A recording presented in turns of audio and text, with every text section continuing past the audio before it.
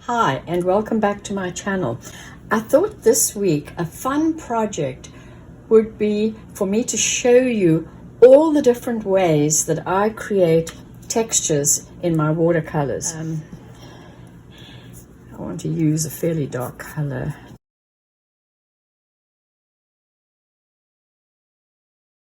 And I'm going to take one of my favorite colors, which is Daler-Rowney sepia ink, and you can do this when the paint is dry, but I like to do it when it's wet. So what you have to be careful of is not to use too much, because a little bit goes a long way, and I've even used too much there. Then I add the Winsor & Newton granulation medium to that, and that's what creates these lovely textures. Look at that. Isn't that great? So you can take a non-granulating paint and add some acrylic ink to it and create these lovely textures for all sorts of things. So that's acrylic ink. Another way to use acrylic ink is if I'm doing an abstract landscape and I want to do a semi-abstract tree, there's two things I can do. I can take a regular straw and just blow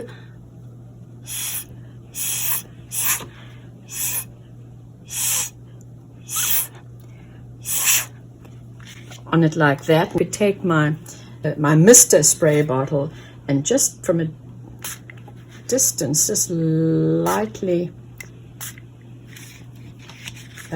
spritz it. And I use acrylic ink a lot in my watercolors, and here are some examples.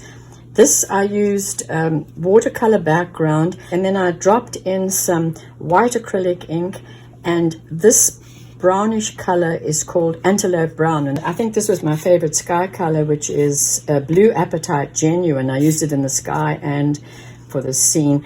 And then I dropped in some Daler-Rowney purple lake, I believe it's called, and here I just used white acrylic ink and sepia ink.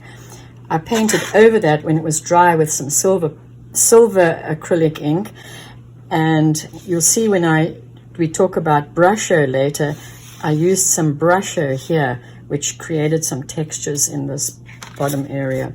Again, I used burnt umber acrylic ink there, and here we are again with the white acrylic ink, and I used these were just watercolors. I made it pop by splattering in some white acrylic ink. While we're on the subject of brusho,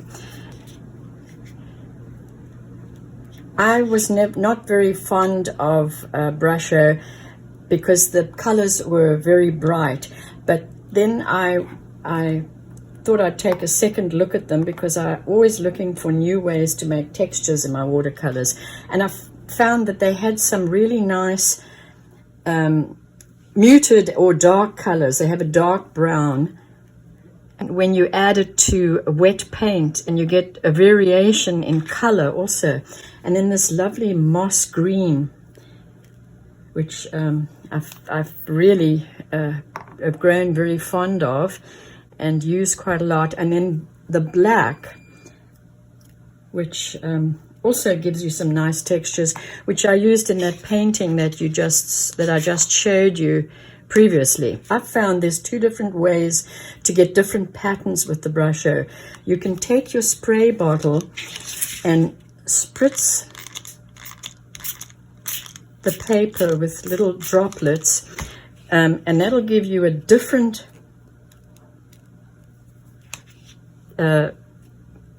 texture than we have up at the top there. Let's try the dark brown. Now, cling wrap. I love using cling wrap in my watercolors. Let's do two different things.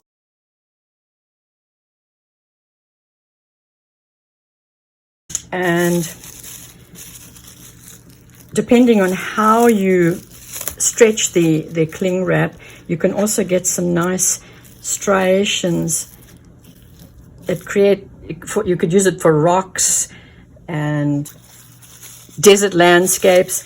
And then you can also scrunch up the cling wrap and get leaf patterns like that. And here's an example where I used cling wrap to my advantage. I was doing a desert scene and I thought this worked pretty well, and I only used two colors here. But anyway, it worked very effectively for this painting. Let's go on to how to use credit cards or just a sharp vegetable knife, which I find very effective also.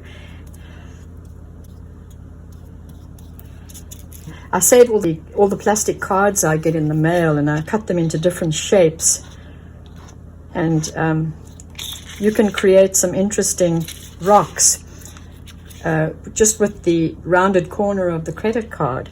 Instead of a credit card, I will use an old vegetable knife that I have, and I just use the tip of it to create interesting patterns in my landscapes. Another way I create a lot of textures in my watercolors is using different fabrics. The fabrics that I collect, I like them to have an uneven pattern to them. So I've got this one here. I'll just use a piece that I've already painted with, and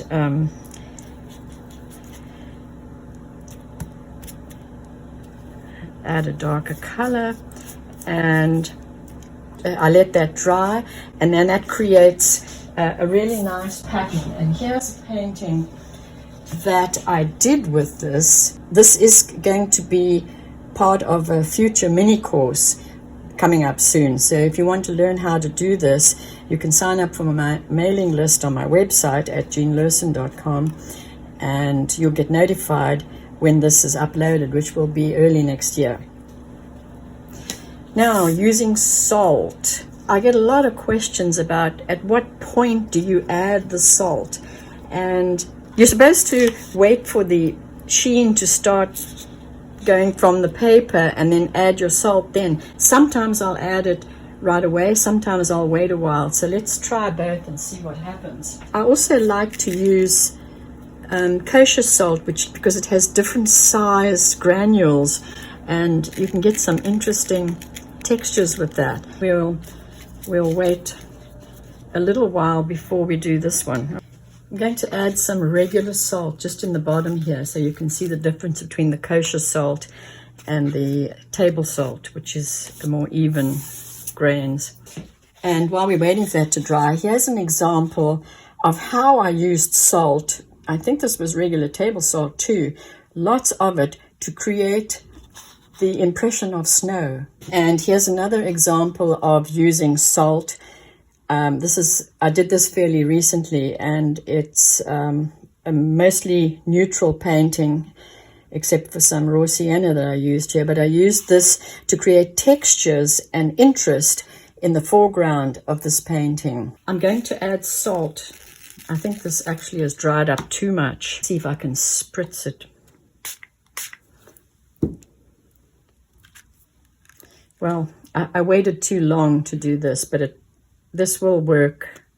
But you see how the kosher salt with uneven shapes, actually you can get some nice patterns that look like flowers. The finer ones are the regular table salt. And then we mustn't forget about spattering. I like to take my coarse hogshair brush that I get at the hardware store, and you don't want the paint to be too wet on the brush nor too dry, but look at that. For spattering, this is the brush I use. I don't get spatters that are too big. That would create very, very interesting textures in a landscape or a floral painting. Here's a painting I did. We get a lot of mist over the bay where we live, and I wanted to capture that. And at low tide, you can see the mud flats. So I just created some texture there to represent the mud flats. I took off that fabric, and look at the lovely texture that created. But once your painting's dry, and this is almost dry, you can spritz it and just wait a few minutes and get some nice textures this way too. See, look at that. So you're lifting with water.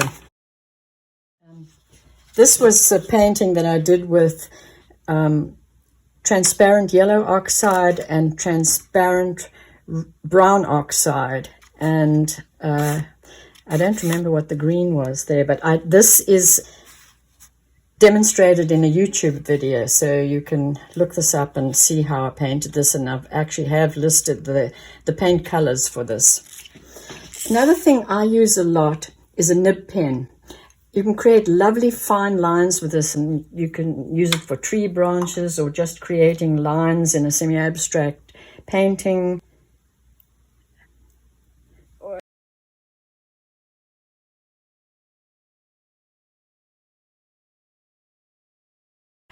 Until recently, I also used it to sign my name on my paintings, but sometimes that'll create a blob when if I've got too much paint on it. And so I'm going to show you a really nifty tool that I purchased recently. It comes in this box with the protective foam, because the whole thing is made of glass, and there's ridges here that hold the paint, and I use this now to sign my name on my paintings. You can create fine lines with this, and it goes on and on and on, longer than the dip pen does. And I also use it to sign my name in my paintings, and I just love this new acquisition. And I prefer it to the nib pen, as I said, because it'll go on and on and on, and I don't have to keep dipping. You do have to look after it though, because it is made of glass and you don't want to break the tip. So I keep it in the box that it came in. It's a great gift actually to give. Another interesting way to create textures in your watercolor is with a watercolor pencil. These are Derwent watercolor pencils. Let's take a dark color, ink black, and I'm going to dip it in water, because that gives me more fuzzy lines. And look at the lovely things I can do if you're creating a cliffside with some boulders and rocks, and that's pointing it that way, and the lines are nice and fuzzy. And if you want even more texture, you can put the pencil on its side, and look at that. This is a pastel pencil that pastel artists use, but I find it very useful to also create white, or I've got a cream one as well, lines on a dark surface. You can also create the white lines with my favorite Dr. P.H. Martin's bleed-proof white paint with a nib pen or a ruling pen, but sometimes I just like to use this for the soft lines on a dark surface. But this is a darker area here. Just another way to create fine lines, and it's a little softer than if you use the nib pen. I used this quite successfully in my latest mini course, which I'll tell you about. And here's a fun painting I did. I normally don't use very bright colors, but this was done for Charlie Shields of Doodle Wash for his annual fundraiser, and these get printed onto pouches, so they need to be colorful. And I used fabric here, and I used cling wrap here, and The textures here is from a very interesting Daniel Smith paint called Bloodstone Genuine, which also granulates and breaks up if you use a lot of water with it, and you get these interesting textures. I used the nib pen to create these lines in this cliffside scene. This is also part of a YouTube video demonstration, so if you're interested and haven't seen it, you can look it up. One more way to create textures is by using a palette knife. I did this painting, the hillside area, with this palette knife, and I spritzed this with my spray bottle that creates droplets on the paper. I took the paint almost neat from the tube, and I just created these markings on the hillside here, and I was very pleased with the way it came out. So palette knife is a very useful tool for texturing. Oil pastels. Let's talk about oil pastels. Look how dirty my oil pastels are. I just want to clean the tip here.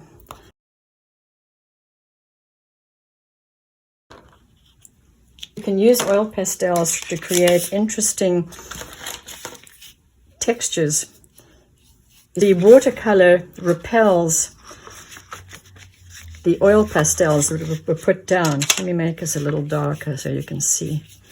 In my floral course, I actually show how to create this painting using various oil pastels and watercolors.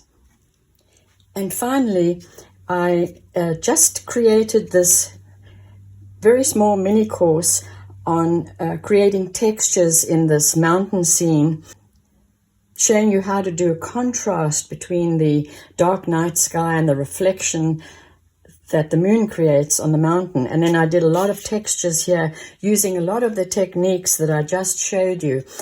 And if you're interested in doing this course, I'll put a link below the video. So if you enjoyed this demonstration, please give me a thumbs up, subscribe to my channel, and I'll see you next time.